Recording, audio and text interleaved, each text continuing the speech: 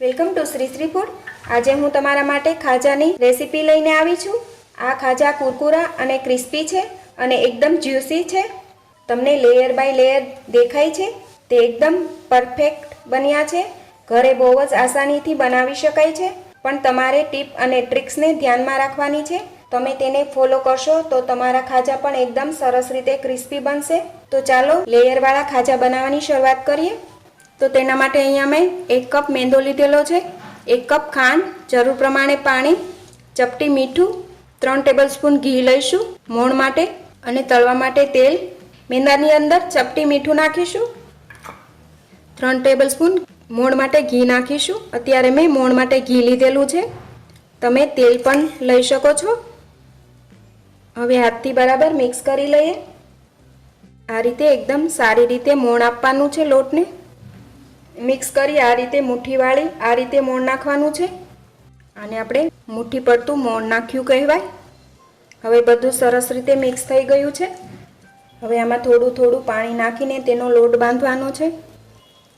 લોટ વધારે કઠણ પણ નહીં અને વધારે ઢીલો પણ નહીં, એ રીતે બાંધીને તૈયાર કરીશું।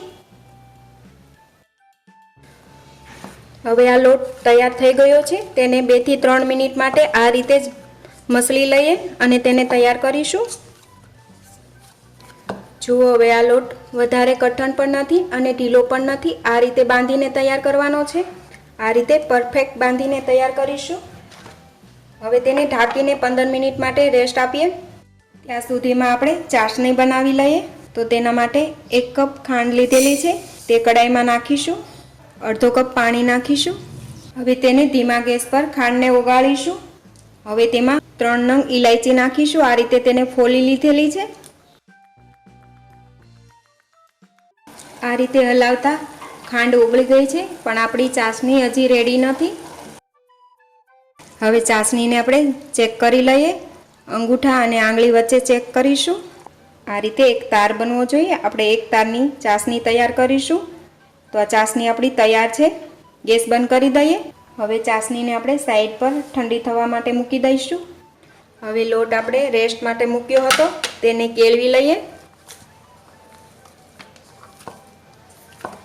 હવે તેમાંથી લુવા બનાવી લઈશું।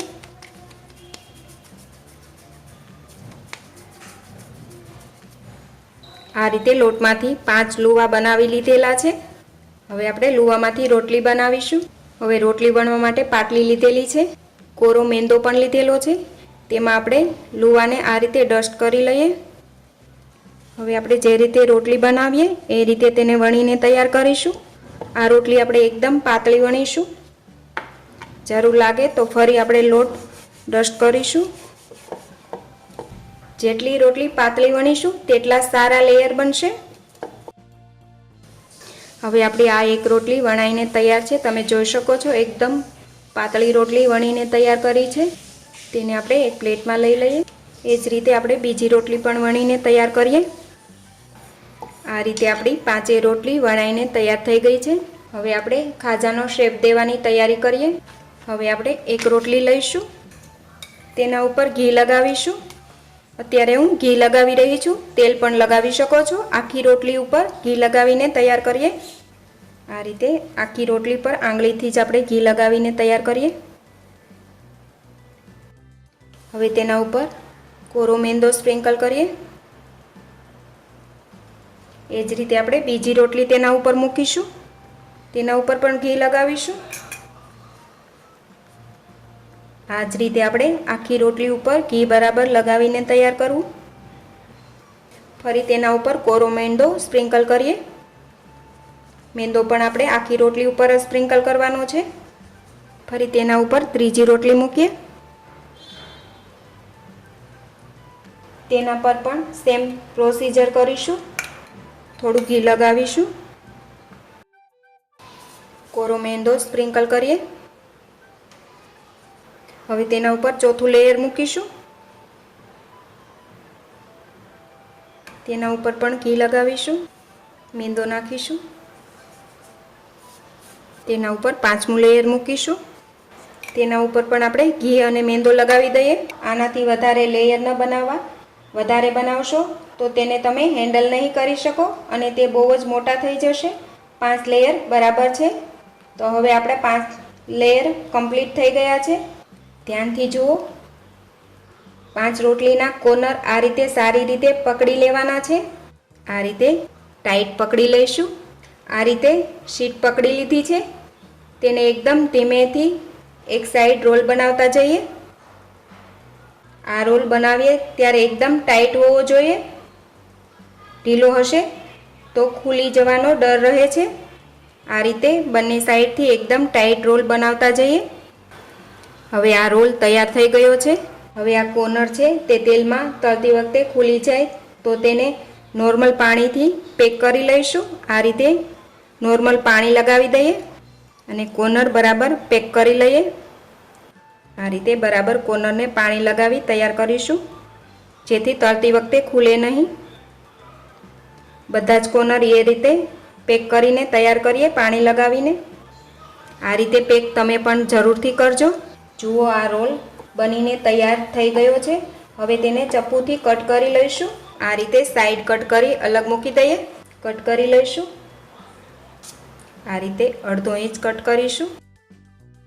હવે રોલ આપણો કટ થઈને તૈયાર થઈ ગયો છે. હવે તમે તેના લેયર જુઓ કેટલા પરફેક્ટ બન્યા છે. હવે આ એક રોલ લઈ તેને આ રીતે દબાવી દઈએ. આ રીતે દબાવીશું. આ જ રીતે આપણે બધા રોલ દબાવીને તૈયાર કરીએ. હવે આ રીતે રોલ લઈ તેના ઉપર થોડો મેંદો સ્પ્રિંકલ કરીશું અને તેને આ રીતે પોચા હાથથી વેલણથી વણીશું. વધારે વજન નહીં દઈએ, જેટલા લાંબા વણવા હોય એ રીતે વણી શકો છો. હવે આપણો આ એક ખાજો તૈયાર છે. તેને આપણે એક પ્લેટમાં મૂકતા જઈએ. એ જ રીતે આપણે બીજા બધા ખાજા પણ વણીને તૈયાર કરીએ. હવે ખાજા રેડી છે. આ રીતે બધા જ ખાજા તૈયાર કરી લીધેલા છે. હવે તળી લઈશું. તેલ ગરમ થવા માટે મૂકી દઈશું. ખાજા તળવા માટે તેલ વધારે ગરમ ન હોવું જોઈએ, માઇલ્ડ ગરમ હોવું જોઈએ. તેની અંદર તમે લોટનો ટુકડો નાખો તો તે ધીમે ધીમે ઉપર આવવો જોઈએ, તરત ઉપર ન આવવો જોઈએ. એ રીતનું તેલ ગરમ કરીશું. હવે આપણું તેલ થોડું થોડું ગરમ થયું છે તો તેમાં આપણે ખાજા તળાવવા માટે મૂકી દઈએ.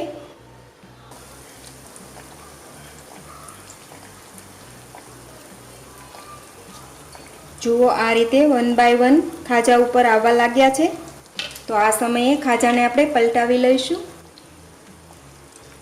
ગેસની ફ્લેમ આપણે સ્લો ટુ મીડિયમ રાખીશું, તો જ ખાજા ક્રિસ્પી અને કુરકુરા બનશે. આ રીતે ખાજાને પલટાવતા આપણે ગોલ્ડન બ્રાઉન થાય ત્યાં સુધી તળીને તૈયાર કરીશું.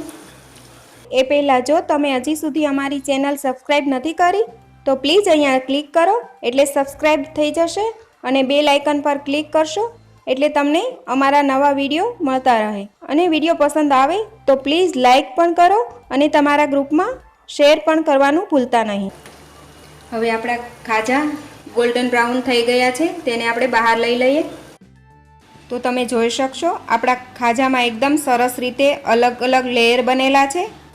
આ રીતે બહાર લઈ તેને આપણે જારામાં મૂકતા જઈએ, જેથી એક્સ્ટ્રા તેલ હોય તે બહાર કડાઈમાં આવી જાય. તેને એક પ્લેટમાં લઈ લઈએ. એ જ રીતે આપણે બીજા ખાજા પણ તળીને તૈયાર કરી લઈએ.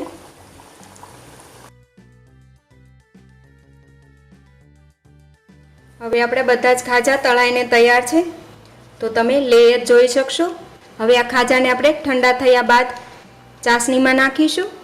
આ રીતે બધા જ ખાજામાં એકદમ સરસ રીતે પડ અલગ થઈ ગયા છે. હવે આપણે તૈયાર કરેલી ચાસણી લઈશું. તેને પણ આ રીતે હલાવી લઈએ. હવે તેમાં 1 બાય 1 ખાજા મૂકતા જઈએ. આ રીતે ચારે બાજુ ફેરવશું જેથી તેની અંદર ચાસણી જાય. હવે તેને આપણે એક બીજી પ્લેટમાં મૂકી દઈએ. આ રીતે બધા જ ખાજા તૈયાર કરી લઈએ.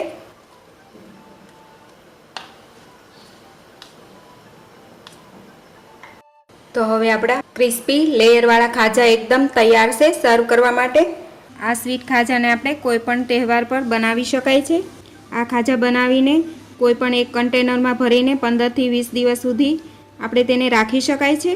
તો તમે જોયું ને ખાજાની રેસીપી બનાવવી કેટલી આસાન છે.